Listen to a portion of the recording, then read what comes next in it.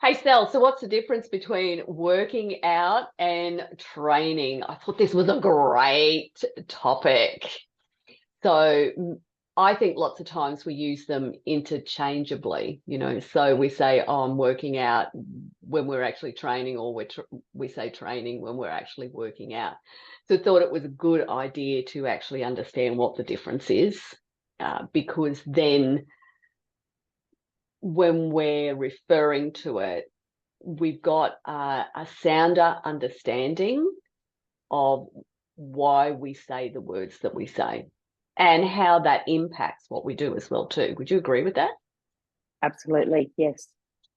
So the first thing I want to start with is I would say working out is a casual approach, and training is a purposeful or an intentional approach. Yeah, Would you agree with that? yes. And look, I think the key things about working out is generally you got a goal and it's very generic. I want to get healthy and fit. Yeah, Yeah. yeah, So it's not really specific. The structure of the workout is generally, I suppose, less planned, and it tends to vary from day to day. yeah. And it can depend on your mood as well too, for example. So, and I want to give an example of that a little bit later on as well too. So the other thing about it is intensity, and it can vary, but I would generally say that it fits into the moderate range. Yeah. Yeah. Mm-hmm. And as far as progression is concerned, there's not a clear path as what I'm working towards, what I'm progressing towards. And I think with consistency, that it's less regular. Mm-hmm. And I think they're the five main characteristics of someone who is working out versus someone who is training. Yeah. Is there anything else you want to add to that? I'd add, because we often talk about boundaries, so I'd add boundaries. Your boundaries are very flexible. Oh, okay. You know what I mean? Like if I've got to hang the washing out, I won't worry about working out today. Those sort of Yeah. you give yourself an easy out, I think. Yeah. So the priority can become something else very easily. Yeah. Yeah. Yeah. That makes sense as well too. And I think that for someone who wants to work out, it's generally a great approach for someone who wants to stay active and just have some general fitness Yeah. and have a level of flexibility. Mm. Mm-hmm. They're happy where they are. Yeah, yeah, Mm. that's exactly right. But let's face it, most of us are probably not happy where we are. No. so, so let's move on to the five characteristics of this more purposeful or intentional approach, which is training. So for me, it implies more focus and more structure. Yeah. When it comes to your goal, it's more specific. It could be performance related, increasing strength to be able to do X, Y, Z, or maybe it's to run a marathon, who knows, but it's a very specific goal.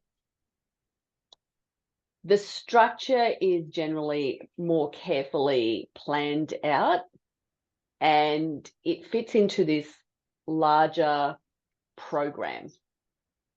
So you know exactly what it is that you're working towards, and it always comes back to that goal. The intensity is generally higher, and it's all about getting some results. And I would go as so much to say that if if you don't feel like you've worked out at the end of the workout, like you don't feel totally spent, then you probably haven't worked out hard enough, and you probably are sitting in that moderate zone, Yeah. even though you might think that you're training. Mm-hmm. Yeah. Progression, it's got a clear path. And so you know that you want to advance and how you want to advance in that intensity or in that progression. Mm-hmm. So, and then of course, then there's consistency. So you generally very, very focused, very regular, and you pretty much comply with the schedule. Yeah. Very disciplined in what you're doing. Yeah. Yeah. Is there anything else you want to add to the characteristics? I want to add to when you're talking about progression, I think Mm-hmm. too, when you're training and you're working towards those progressions, Mm. it's that constant checking in. So every 4 weeks, okay, this Yes. is where I'm at, tracking it. So whether that's through an app or, in a journal, but you're always checking in to see where you are, how you have progressed, as you said. Yeah. Yeah, for sure. And generally, it's more the person who has specific fitness goals and that they want to improve. And I would say, Sel, let's face it, we're aging women and we should be training. We should not be working out, because we all should have a goal of staying strong so we can do all those things that we love and enjoy in life, Mm-hmm. as well as all of the practical things in life. So if we can't get down on the ground and something happens to a grandchild we're taking care of, then where are we at? What are we going to do? We got to call a neighbor or something to come and help out. Yeah. Yeah. So I think that often we cannot, or we don't spend enough time thinking about what is it that I'm starting to struggle with, and what is it that I really want to be able to do. And if I can't do it now, then what am I going to be like if I want to live independently later in life as well too? Yeah. Yeah. I think setting goals is so important, because when, I'm sitting here thinking about that, when did it, what is the age cutoff to set a goal? Oh, Why none. is that a thing? We shouldn't be using our age to go, well, I'm too old to do that. And we often use that, I'm too old to. And I also think that we don't stay connected to ourselves enough as well too. Because, and if I'm going to be honest, which I will be here, and I'm honest with myself all the time, I would say that I'm a pretty fit, 60-plus-year-old woman. But 6 months ago, we had the grandkids come to live with us, and they're here full time now. So I'm thinking, right, it's 10 years before they get to 18. So I'm now in my, mid-70s. I will be at that point. So it's like, what do I want to be able to do with them when they're 18 years old? Even if I think about, will I be able to drive a car? Yeah. Because you just don't know what life is going to throw at you. So it's like, okay, I need to be thinking about these things. But what it highlighted to me is, I think I'm pretty active during the course of the day and everything like that. But it really highlighted that I was slowing down and I was letting age catch up with me. Yeah. And it was like, there was that huge realization now, because I'm in the mothering role, that I had really slowed down and that I was capable of so much more.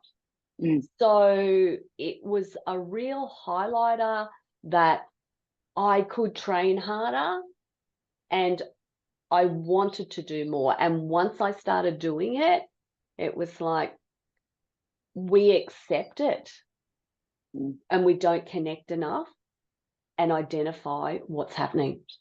Yeah. And I think driving is probably one of, or if not the key point of independence. Oh, You know, yes. As we go into, as we start to age, like, think about it. Are you going to be happy if someone says to you, well, you can't drive? Yeah. And it's not, and it's got to stop being so selfish about, well, I want to drive. You've got to start thinking about other people on the road. Because if you're not training and setting those goals and keeping strong and staying mobile and flexible, it's your reaction times that suffer. Yeah. It's your strength that suffers, having to turn a steering wheel or slam those brakes on quick. Yeah. Particularly if you're pulling a caravan cell. Yeah. Which a lot of, particularly our ladies, they are grey nomads, as the saying goes. Don't know where that ever came from, but yeah. They are towing a very big vehicle. And a little bit of a terrible story yesterday. My mum's friend, her granddaughter's fiance, who is 27 years old, was working and with 4 other workmen, and someone had a medical condition driving the car. And I'll just talk about what I know. This young boy passed away at 27, but he gave all of his organs that were viable to other people. So he's actually given his life to save other people as well too. But that was because someone had something happen from a medical perspective whilst driving a car. So That's it comes scary. back to what you were saying. Yeah. So very sad. Very sad. Yeah. So coming back to workout or training, I think it's important for you to identify which approach is best for you. So if you're someone who is just interested in general fitness, not progressing, and being really flexible in what you do, then go for the workout if you want to be moderate about it.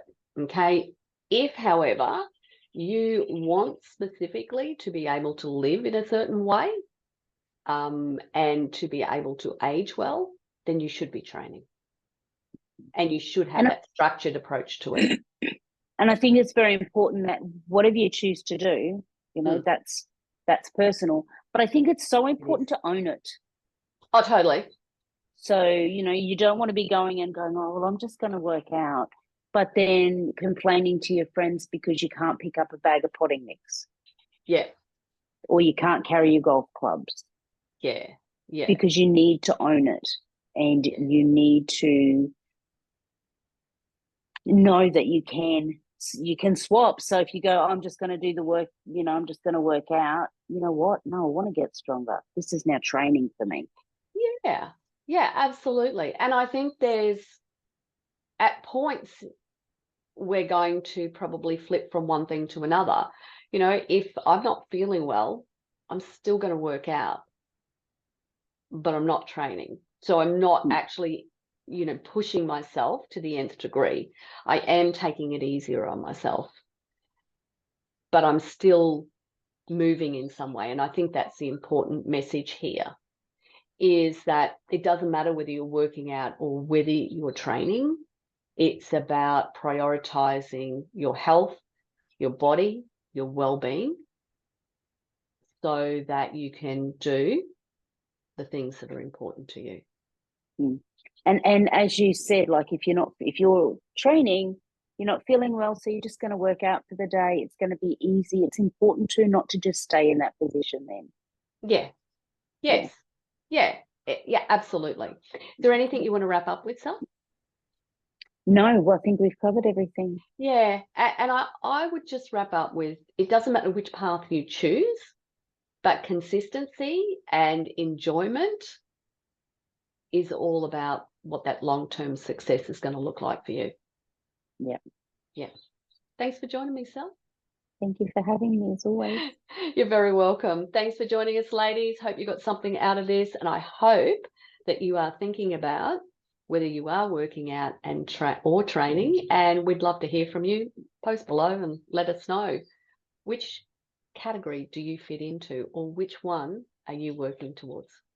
So take care. See you all soon. Bye for now. Bye.